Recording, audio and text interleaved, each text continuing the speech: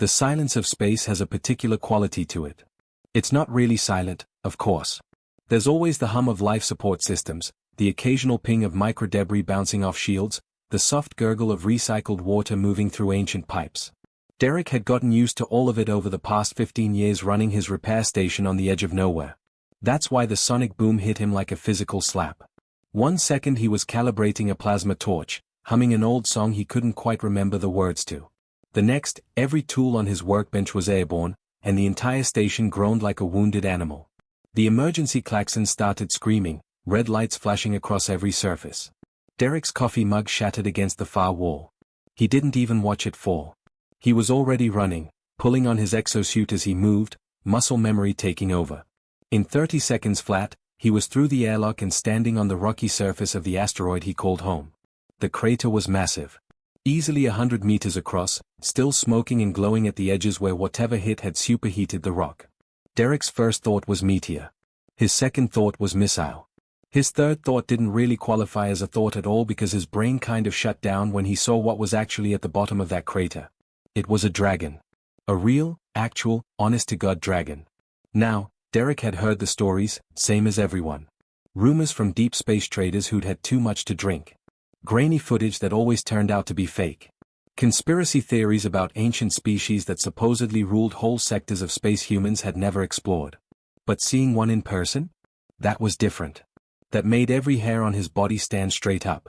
The thing was enormous. 50 meters from nose to tail, maybe more. Its scales caught the light from Derek's helmet lamp and threw it back in shades of gold and deep midnight black, like someone had taken a sunset and mixed it with the void of space itself. Wings spread out to either side, though one was clearly mangled, torn membrane hanging in strips, bone visible underneath. Blue liquid pooled around it, luminescent and otherworldly, slowly spreading across the scorched rock. Derek should have run. Every survival instinct he had was screaming at him to get back inside, seal the door, and call for help.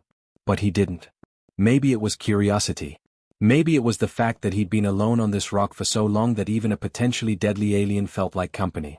Or maybe it was because when that dragon turned its massive head toward him, he saw something in those amber eyes that stopped him cold. Intelligence. Pain. And something that looked an awful lot like hope. The dragon didn't roar or breathe fire or any of the things Derek expected. Instead, it did something that made his chest tight. It extended that shredded wing toward him slowly, carefully, like someone offering a broken watch to a repairman. The gesture was so deliberate, so clearly intentional, that Derek found himself walking forward before his brain caught up with his feet. Up close, the damage was worse than he thought. This wasn't just a crash landing. The wing had been hit by weapons fire. He could see the burn patterns, the shrapnel embedded deep in the tissue, the way certain tears had that distinctive look of high-velocity penetration. Someone had tried to kill this creature. From the looks of it, they'd nearly succeeded. Derek crouched down next to the wing, and the dragon watched him with those impossibly intelligent eyes. Its breathing was labored, shallow. Blue blood was still seeping from a dozen wounds. He'd patched thousands of ships over the years. Fixed hull breaches, reattached severed fuel lines, welded torn metal back together. But this? This was living tissue. This was biology he didn't understand, operating on principles he couldn't begin to guess. But damage was damage. And if there was one thing Derek Webb knew how to do, it was fix broken things. He walked back to his station like a man in a dream, grabbed his toolkit, and returned to find the dragon exactly where he'd left it. Waiting. Trusting. He knelt beside that massive wing and got to work. The night stretched out forever. Derek used every trick he'd ever learned, adapting techniques meant for starship hulls to alien flesh. He removed shrapnel piece by piece, each fragment making a soft clink as he dropped it into his collection bucket. He cleaned wounds with sterilizing foam meant for hull punctures. When he ran out of medical supplies designed for living things, he improvised. Carbon fiber mesh, the kind used to reinforce damaged hull sections, could be carefully layered over torn membrane.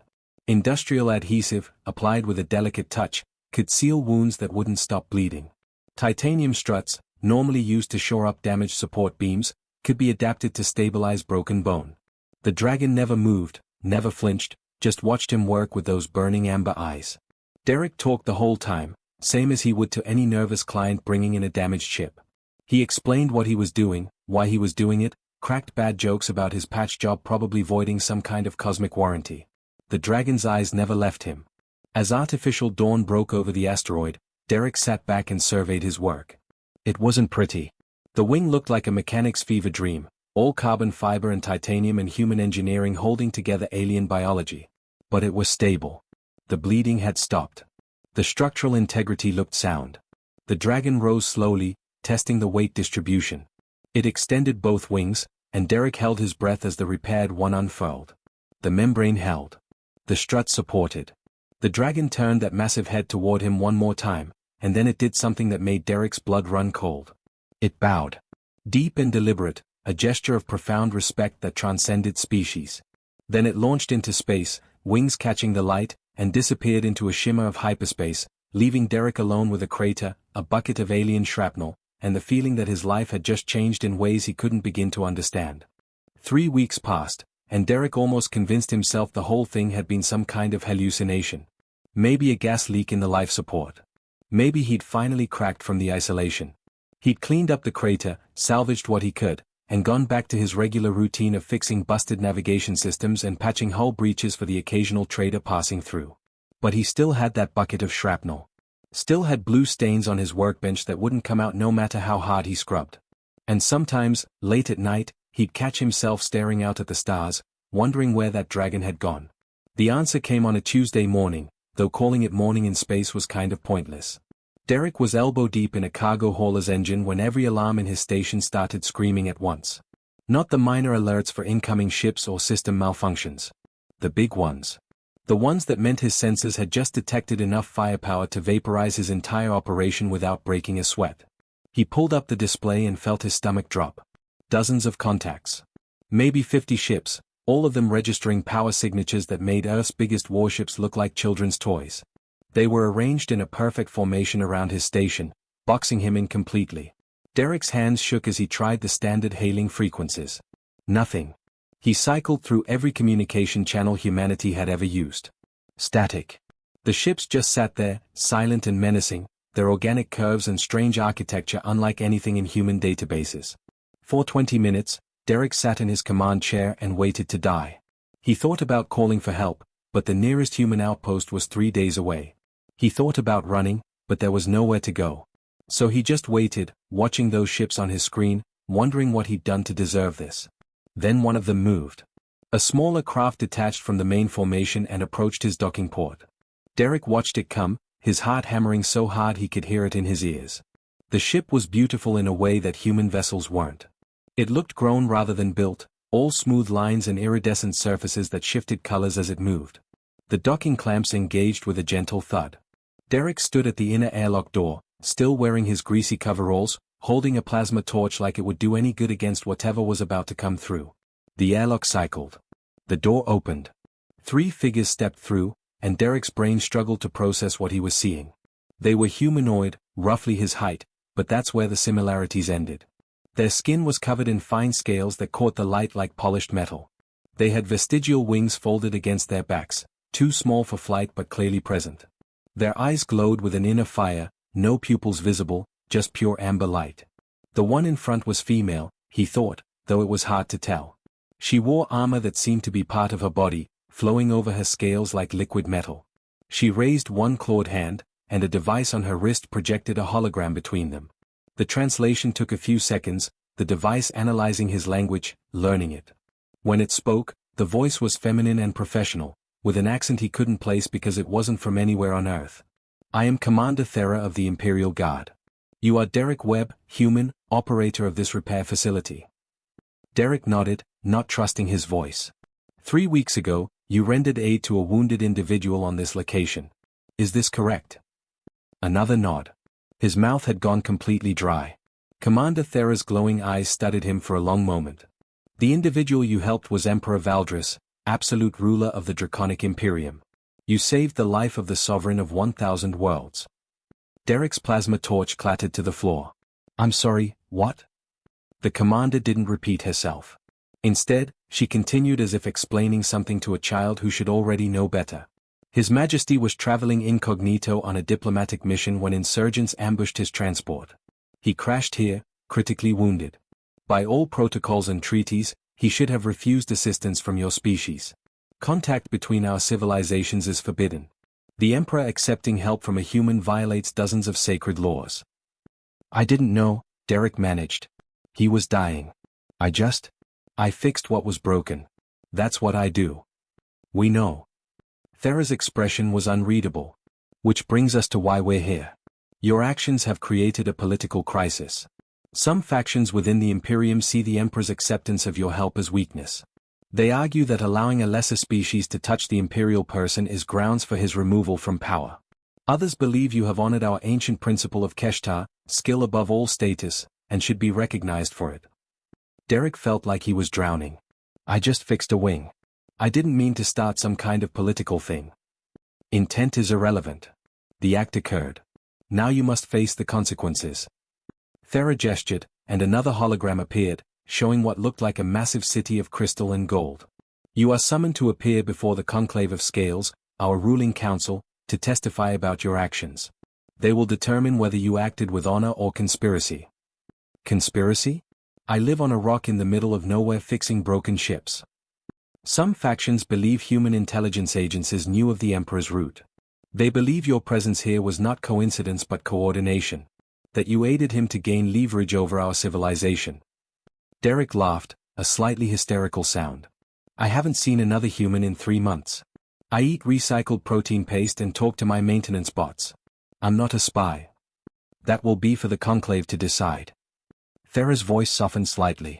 I will be direct with you, Derek Webb. If you refuse this summons, it will be interpreted as guilt. Economic sanctions will be placed on all human territories. Your species will be marked as hostile. But if you come and testify honestly, there is a chance for understanding. Perhaps even alliance. And if they decide I'm guilty anyway? Then you will be executed, and humanity will face restricted access to our territories for the next century. She said it like she was reading him a menu. Derek looked around his small, cluttered station. At the ships he'd spent 15 years repairing. At the simple life he'd built for himself out here where nobody bothered him. How long do I have to decide? You have already decided. Thera gestured to the 2 guards behind her. The Emperor has requested your presence. To refuse would be to insult him further. Your ship is being prepared now. We leave within the hour. Derek wanted to argue. Wanted to refuse. Wanted to point out that he was just a mechanic who'd done the right thing and shouldn't be punished for it. But looking at those glowing eyes and the 50 warships surrounding his station, he understood that this wasn't really a request. It was a summons. And somehow, by fixing one broken wing, Derek had just put all of humanity's future on the line. Can I at least change my coveralls? He asked. For the first time, Commander Thera's expression shifted into something that might have been amusement. That would be advisable. You are about to meet the most powerful beings in this sector of space. Perhaps you should not smell of engine grease. Derek looked down at his oil-stained clothes and sighed. Somehow, he didn't think a clean shirt was going to help much with what was coming. The journey to the Imperial capital took 2 days, but it felt like 2 years. Derek spent most of it in a luxurious cabin that was probably bigger than his entire station, staring out a viewport at stars moving past in ways that shouldn't be possible. The ship traveled through something Commander Thera called fold space, and Derek decided he didn't want to understand the physics behind it. Some things were better left as magic. When they finally dropped out of hyperspace, Derek pressed his face against the viewport like a kid seeing his first starship. The planet below was impossible. Floating cities of crystal hung suspended in the atmosphere, connected by bridges of light. Mountains had been carved into temples so massive you could see them from orbit. And everywhere, dragons. Real dragons, flying between the structures, their scales catching sunlight and throwing it back in 1,000 different colors. Welcome to home, Thera said from behind him. Capital of the Imperium. Heart of 1,000 worlds. Derek couldn't find words. Earth's greatest cities would fit in a single district down there. The ship descended through layers of air traffic that made Earth's busiest spaceports look empty. They landed on a platform of polished stone that seemed to float without any visible support. As Derek stepped off the ship, gravity hit him different. Heavier than Earth standard, but not uncomfortably so. The air smelled like thunderstorms and something spicy he couldn't identify. A honor guard waited for them.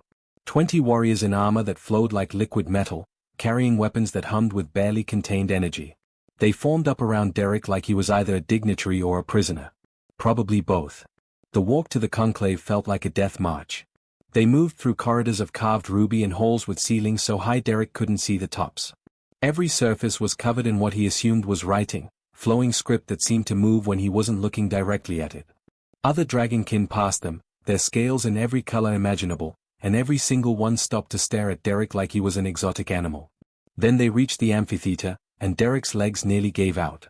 The place was carved from a single massive ruby, every surface reflecting red light until the whole space seemed to pulse like a living heart. Thousands of dragonkin filled the tiered seating, their scales creating a rainbow of color that hurt to look at. But it was the true dragons that made Derek's mouth go dry. Dozens of them, each one massive, resting on platforms sized for their bulk. Gold and silver and every shade between. Their eyes tracked him as he entered.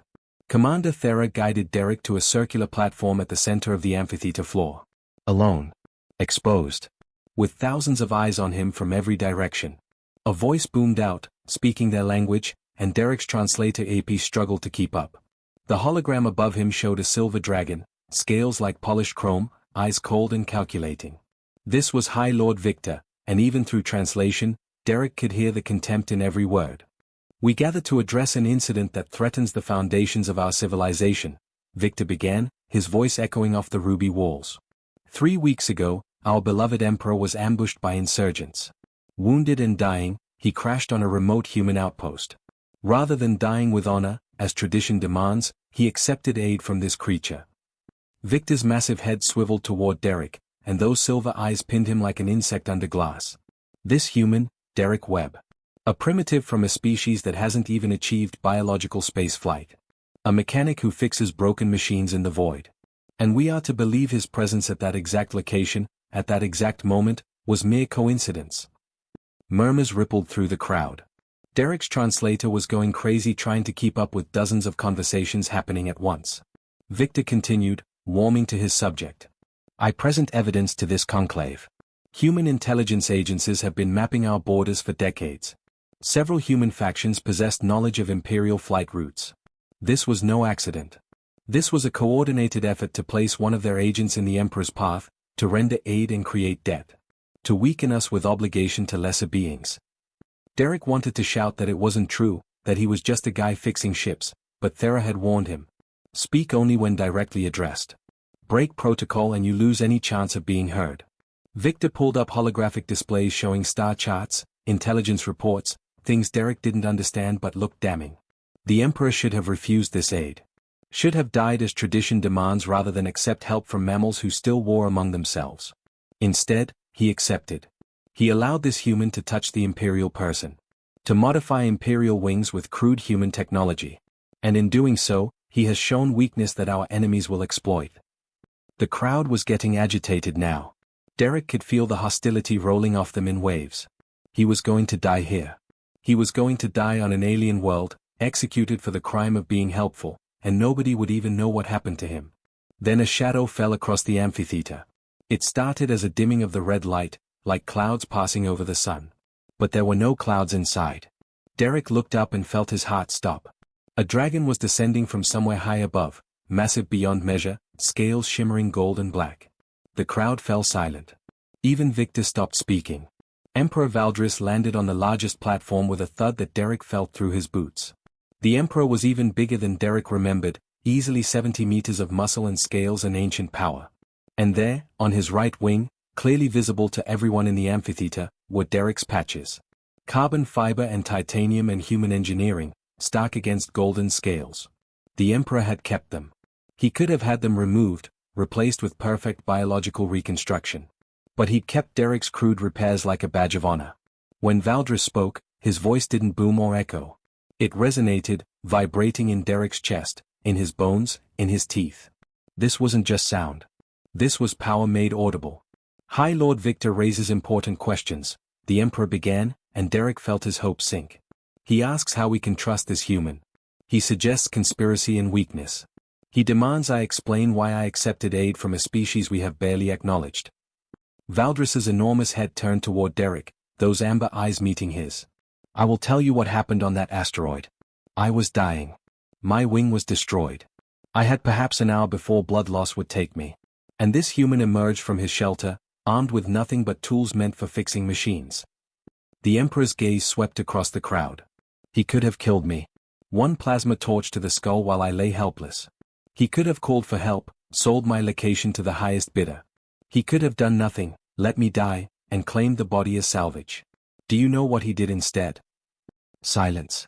Absolute silence. He fixed my wing. He worked through their night, using materials never meant for living tissue, adapting techniques designed for starships to alien biology. He asked for nothing. Not my name, not payment, not favor. He saw something broken and he fixed it because that is what he does. He is a craftsman, and craft knows no species. Victor started to object, but Valdris silenced him with a look. You speak of weakness, Victor. I say there is greater weakness in false pride that would rather die than accept a skilled hand. This human demonstrated Keshtar in its purest form. Skill without ego. Craft without expectation of reward. These are principles we claim to value, yet we condemn them when they come from an unexpected source. The Emperor's wings spread wide, and everyone could see the repairs clearly now. These patches saved my life. They are crude by our standards, yes. But they work. They held through hyperspace transition. They carried me home. I keep them not from necessity but from choice. They remind me that wisdom can come from anywhere, even from a mechanic on a rock in the void. Derek felt something loosen in his chest. The Emperor was defending him. Actually defending him. But Victor wasn't done. The silver dragon rose to his full height, challenging. Then let him prove it wasn't luck. Let him demonstrate this skill you praise so highly. I invoke the right of trial by craft. The crowd gasped.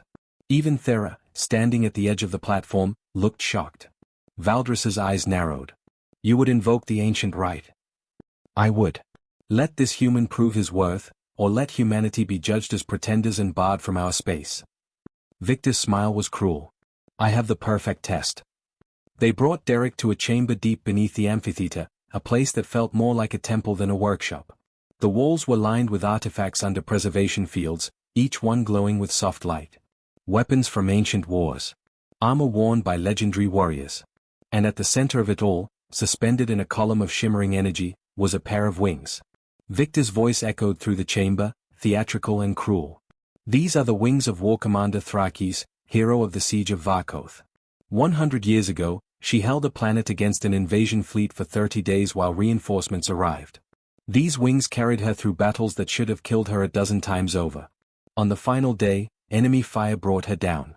She survived, but her wings did not. Derek approached slowly, studying the damage.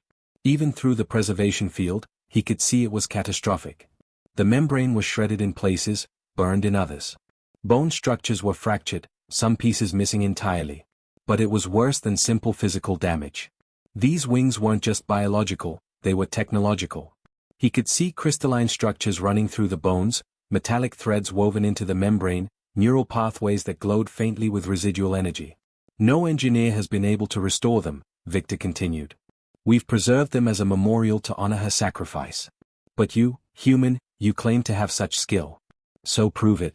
You have 3 days. If you succeed, humanity will be granted full diplomatic status and trade rights across the Imperium. If you fail, your species will be barred from our territory for 100 years. And you will not leave this world alive. Derek swallowed hard. And if I refuse? Then you admit your repair of the Emperor was luck, and we proceed directly to the punishment phase. Victor's smile widened. There is no refusing. The trial has been invoked. They left him alone in the chamber with the wings and a workshop that might as well have been a museum. Every tool was a work of art, designed for dragonkin hands, meant for working with technologies Derek barely understood. He spent the first hour just trying to figure out how to lower the preservation field without destroying what he was supposed to fix. Commander Thera appeared sometime during hour 2, watching from the doorway. You should know that Victor chose this task specifically because it's impossible. Those wings interface with biological hyperspace drives. The neural pathways are degraded beyond conventional repair. Even our best engineers couldn't restore them. So I'm dead either way, Derek said, not looking up from his examination of the wing structure. Most likely. Thera's voice was matter-of-fact. But the Emperor believes in you. He's staked his reputation on it. So I'd suggest you find a way to succeed. Derek laughed, a bitter sound. No pressure then. He worked through the night, mapping out the damage, trying to understand the underlying principles. Dragon technology was integrated in ways human engineering wasn't. Everything connected to everything else. Pull one thread and three others came loose. It was elegant, beautiful, and completely foreign to how he'd been trained to think. Around dawn on the first day, a young dragonkin entered the workshop. He was smaller than the others, his scales a deep blue that reminded Derek of Earth's oceans. "I'm Tyler," he said through a translator. "I've been assigned as your assistant. They send you to make sure I don't sabotage anything." "They sent me because I asked to come." Tyler moved closer, studying the wings with obvious fascination. "I've read the reports about your repair of the Emperor. The way you adapted human materials to biological systems. It was innovative. Crude, yes, but innovative. I want to learn how you think." Derek raised an eyebrow. "I think the way someone thinks when they're desperate and making things up as they go." "Exactly. We don't do that. We follow established procedures, traditional methods. It makes us excellent at maintaining what exists, but poor at adapting when situations change." Over the next day and a half, Derek began to see the fundamental problem. The Dragon engineers had tried to repair the wings as they were originally built, using the same materials, the same techniques. But 100 years of degradation meant the original approaches wouldn't work. The neural pathways wouldn't accept biological reconstruction. The crystalline structures had changed at a molecular level. Derek sat back on his heels, exhausted and frustrated. "This is impossible. They want me to restore something that can't be restored." Tyler looked thoughtful. "What did you do with the Emperor's wing? When you couldn't fix it the way it was meant to be?" "I fixed it the way I knew how. I didn't try to make it what it was, I just tried to make it work." Derek stopped, the words hanging in the air. Oh, that's it." "What's it?" "They don't want these wings restored. They want them preserved as they were, perfect and original. But that's not possible. The damage is too old, too deep." Derek stood up, energy suddenly flooding back. "But I don't have to restore them. I just have to make them fly." He stopped trying to work within Dragon methodology and started working the way he knew. The damaged neural pathways that wouldn't accept biological repair? He bypassed them with fiber optic cables, the kind used in human starship control systems. The crystalline bone structures that couldn't be regrown? He reinforced them with titanium alloy struts, carefully shaped to distribute stress the way the original bones had. The membrane was the hardest part. The metallic threads woven through it served as both armor and sensors, but they were too degraded to salvage. Derek pulled them out entirely, replacing sections with a smart material he'd used for adaptive hull plating. It could shift its properties based on stress and temperature, essentially doing the job of a dozen different specialized materials. Tyler watched with growing amazement and horror. "You're removing original components. The Conclave will see this as desecration." "The Conclave wants me to fail," Derek shot back, carefully sealing a section of membrane. "Victor set this up as an impossible task. So I'm not doing what he expects. I'm doing what works." By the end of day 2, the wings looked like a nightmare hybrid. Dragon biology mixed with human technology, organic curves studded with mechanical components, crystalline structures supported by titanium frameworks. It was ugly. It was crude. It was nothing like the elegant original design. But as Derek ran the final connections and powered up the neural interface, the wings hummed to life. Energy flowed through the hybrid pathways, the smart materials adjusted and adapted, and the whole structure stabilized into something functional. Tyler ran diagnostics, his eyes widening as data streamed across his display. "This is impossible. The power efficiency is actually higher than the original design. The neural response time is faster." "How?" "Because human engineering is modular," Derek explained, checking connections one last time. "We build things expecting them to break, so we design for easy repair and adaptation. Your technology is more elegant, more integrated, but it's also more fragile. When something breaks, the whole system fails. My approach is messier, but it's more robust." On the morning of the third day, they returned to the amphitheater. Derek stood on that central platform again, but this time the wings floated beside him in a suspension field. The crowd's reaction was immediate and vocal. Gasps of shock, angry muttering, what might have been laughter from some corners. Victor rose to his full height, scales flashing silver in the ruby light. "This is what you present to us? This abomination? You have desecrated a sacred memorial, human. You have taken something pure and corrupted it with your primitive technology." Derek's hands were shaking, but he kept his voice steady. "I was told to make them fly. That's what I did. You were told to restore them. No. Derek pointed at Victor. You said no engineer could restore them. You were right. They can't be restored. Too much damage, too much time. But they can be rebuilt. They can be made to work again, better than they did before. Emperor Valdris spoke, his voice cutting through the noise. There is only one question that matters. Do they fly?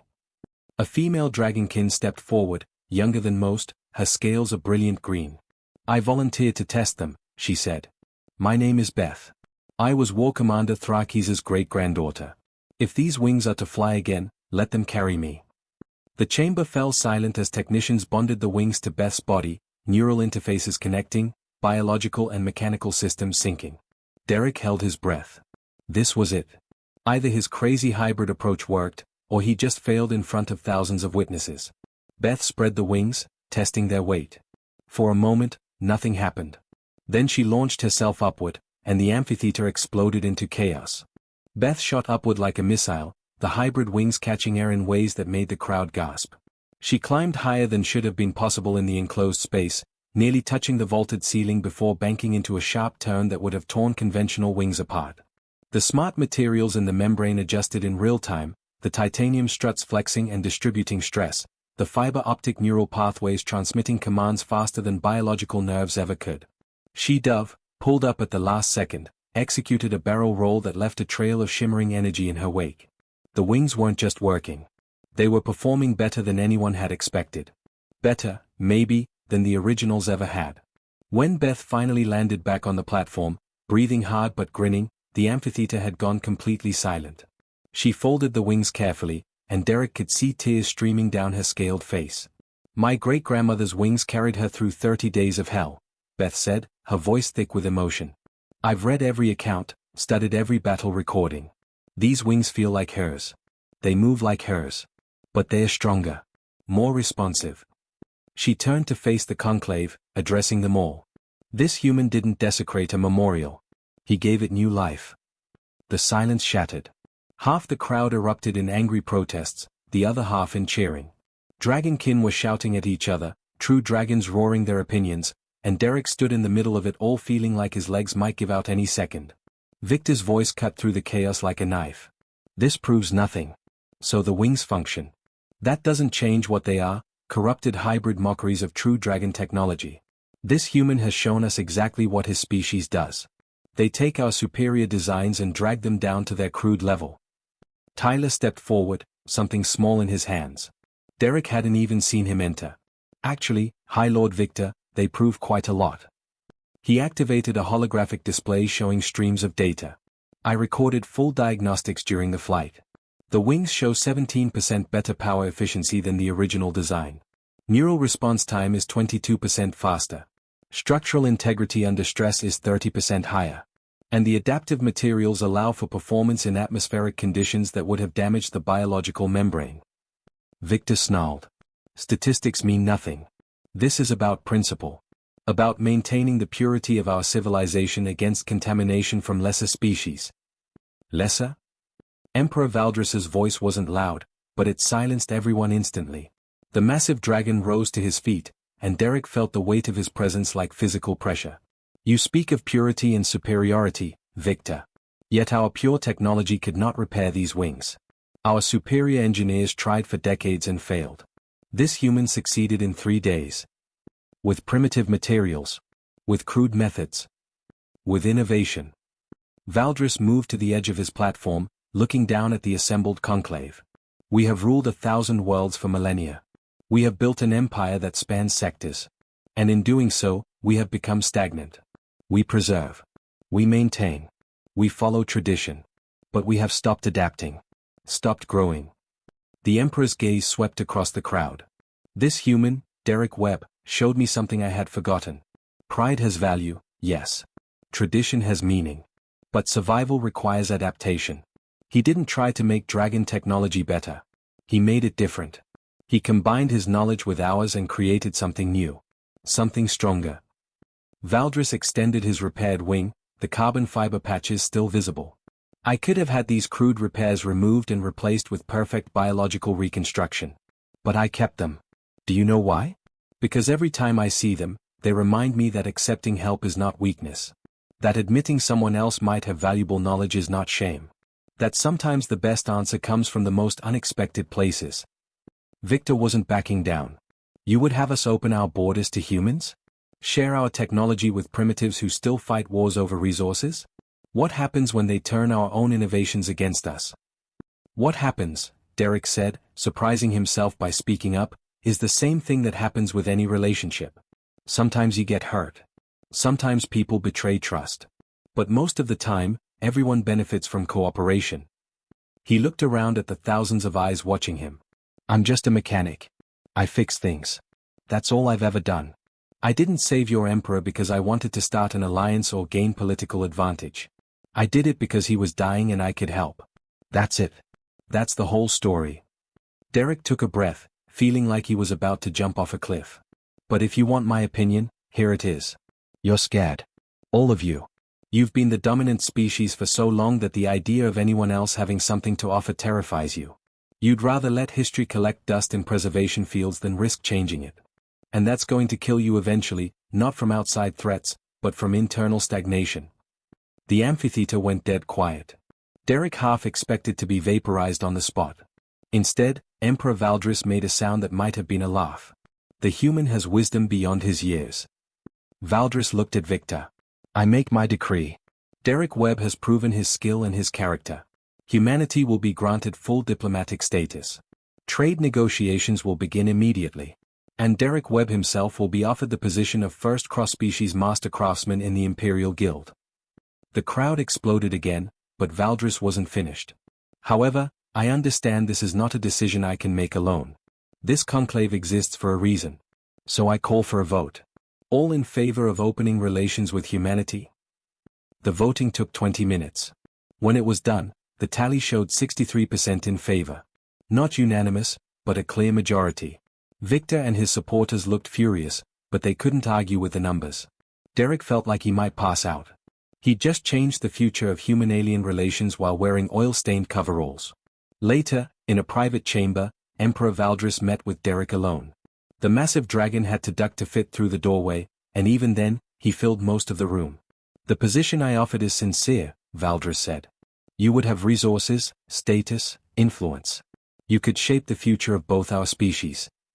Derek shook his head. I appreciate it, really. But I'm not a politician or a diplomat. I'm a mechanic. I like fixing things, not attending fancy meetings and making speeches. I thought you might say that. Valdris reached out with one massive claw, and a servant brought forward something small, glowing within a light. Then accept this instead. A ship, grown from one of my own scales, bonded to your genetic signature. It will take you anywhere in Imperial space or human territory. It's also a symbol of safe passage. Any Imperial citizen who sees it will know you carry the Emperor's favor. Derek took the small crystal, which immediately began to pulse in sync with his heartbeat. This is too much. It's barely enough. You saved my life and possibly prevented a civil war. This is the least I can do. Tyler appeared in the doorway, looking nervous but determined. Your Majesty, if I may? I'd like to request permission to accompany Derek Webb back to his station. To study human engineering methods. To learn how they approach problem-solving differently than we do. Valdris considered this, then nodded slowly. Approved. It's time we learned from others instead of assuming we have all the answers. You'll be our first cultural exchange student. Make us proud. 2 days later, Derek stood on the landing platform, preparing to board his new ship. It was smaller than the military vessel that had brought him, sleeker, with lines that suggested speed and grace. Tyler waited nearby with a single bag of belongings, looking both excited and terrified. Commander Thera approached, her expression softer than Derek had ever seen it. You surprised me, human. I expected you to break under pressure. Instead, you may have saved both our civilizations from our own stubbornness. I just fixed some wings, Derek said. You did far more than that. Thera handed him a data chip. Coordinates for Imperial outposts, communication protocols, cultural guidelines. You're going to need them. Your station is being designated as the first official embassy point between our species. Expect significantly more traffic. Derek groaned. I just wanted to fix ships in peace. That peace ended the moment you decided to help instead of hide. The universe has a way of finding people who are useful and refusing to let them stay hidden. She almost smiled. Good luck, Derek Webb. Something tells me you're going to need it. The journey back felt shorter somehow. Derek spent most of it teaching Tyler how to repair a standard human shuttle engine, watching the young dragonkin struggle with tools designed for human hands and concepts that didn't translate well. But Tyler was a quick learner, and more importantly, he was enthusiastic. When they finally arrived at Derek's station, he found it transformed. New docking ports had been added. Communication arrays bristled from every surface. And in the landing queue were half a dozen ships, 3 human, 3 imperial, waiting for service. Derek looked at Tyler, who was staring at the modest station with obvious disappointment. This is it? This is the famous repair facility? Famous is a strong word. I call it home. They entered through the main airlock, and Derek felt something settle in his chest. The smell of oil and ozone, the hum of life support, the familiar clutter of tools and parts. Some things didn't change, even when everything else did. He'd been gone less than a week, but it felt like years. Derek moved to his workbench and found the bucket of blue-stained shrapnel still sitting where he'd left it. A reminder of how this all started.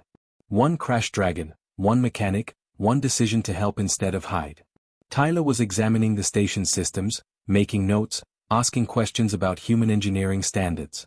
Through the viewport, Derek could see ships from 2 civilizations docking side by side, their crews probably nervous but willing to try. He powered up his computer and found his message queue flooded. Repair requests, interview demands, diplomatic inquiries, and one message from Earth's government demanding he report for debriefing immediately. Derek deleted that one. He'd talk to them eventually, but on his terms. Above his workbench, Derek mounted a small plaque. Tyler had made it during the journey, using materials from both civilizations. It showed a dragon and a human working side by side, tools in hand. Underneath, in both languages, it read, Webb's Repairs, all species welcome. You think they'll actually come? Tyler asked. Dragonkin who need human repairs? Humans who'll trust Imperial technology? Derek picked up his plasma torch and turned it over in his hands. The same tool he'd used to save an emperor. Just a tool. Just hands willing to work. They'll come. People need things fixed, and prejudice gets real flexible when your ship's broken down in the middle of nowhere. Through the viewport, a massive shape moved past. Derek's heart jumped before he recognized the golden scales, the wing with visible patches catching starlight. Emperor Valdris, in his flagship, maintaining orbit around Derek's tiny station.